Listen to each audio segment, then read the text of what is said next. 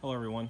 I want to make a video going over all the features and details on the new build. I know I've had a lot of questions regarding this bike, so hopefully this video can answer some of those. The bike itself is a 2012 Suzuki DR650 that I picked up 1 year ago. When I picked up the bike, it only had 3,000 miles on it and was in excellent condition. It was also bone stock. So when I went to the design for this bike, I know I wanted to create more of an urban scrambler since I live more so around pavement. So the major change to complement that would be the rear subframe, which is brand new that I made. It allows for a more standard seating position. It also incorporates the electronics box, which sits underneath the seat. So that's worked out pretty well. The actual design concept came from a Suzuki TS. The tank itself is a 78 Suzuki TS 250 tank. Some may notice that those are not TS fenders. They are actually Suzuki TM fenders. I could not find TS fenders that were in good condition for this build, so I went with the TM fenders. I just knew that they had to be white, so that actually worked out pretty well.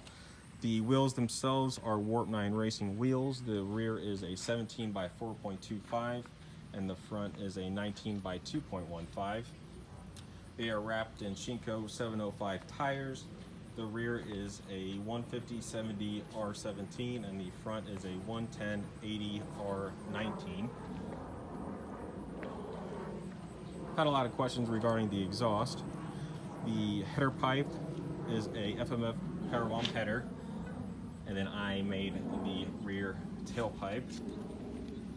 It is baffled, some have asked, and it actually works a lot better than one would expect.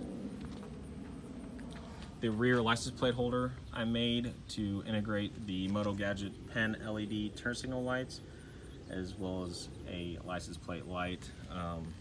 All the wiring for those items are actually in the frame of the plate holder. It runs through the tubing up into the frame and then into electronics box that way, so there is no wiring shown regarding the license plate light and or the turn signals. So that's one thing I really wanted to do on this build, was to hide as much of the wiring as I could. Other random items would obviously be this splash guard. I just made that from a random black dirt bike fender I had laying in the garage. So hopefully that works a lot better than the yellow one, which doesn't work that good at all. Let's see, other options would be another big upgrade, which is the FZR 39 carb. So this carb is rebuilt for the DR650, integrates the throttle cables as well. So that has been working out great. It is from a 04 YFZ 450 ATV. The rear shock is a Cogent rebuilt DR650 shock with a Race Tech spring. Moving on to the front suspension. A lot of guys do the RMZ 450 swap on the DR650, so that's what this bike has. It is from a 07 RMZ 450, the front forks, as well as the triples, and the bar risers are BRP risers for RMZ 450 to hold the Scott's steering stabilizer for a RMZ 450. I just molded a piece of metal that goes to the frame to integrate that to work with the steering stabilizer. So the forks were rebuilt using Race Tech internals. So everything in the front is RMZ 450, minus the headlight, which is obviously a Casey off-road light. I believe it's a 6-inch LED light, so that has worked out great. Other options would be the purpose-built Moto LED Orbit tail light. Shout out to those guys for hooking me up with that. The handlebars, the wiring within the handlebars was done just to kind of clean up most of the wiring. I do have the wiring coming out on top of the steering stabilizer underneath the tank, so I did try to hide it the best as I could. The bike does have the LED signals at the end of the bars, Warp 9 Racing levers. Those are the 3-finger.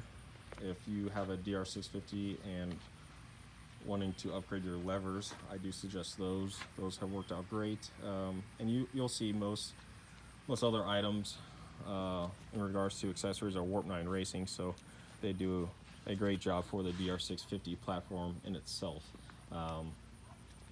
Onto the dash, the speedometer is a Moto Gadget Motoscope with the LED indicator frame. I do have the Moto Gadget M-Lock ignition as well. So built into the risers is the push button for the information on the actual gauge itself. And then this would be your ignition for the bike.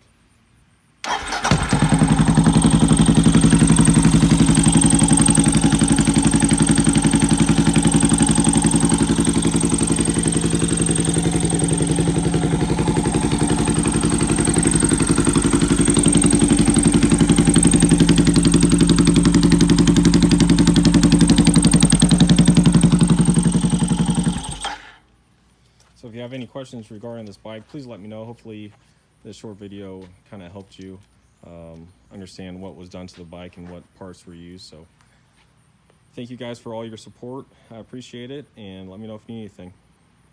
Have a great day.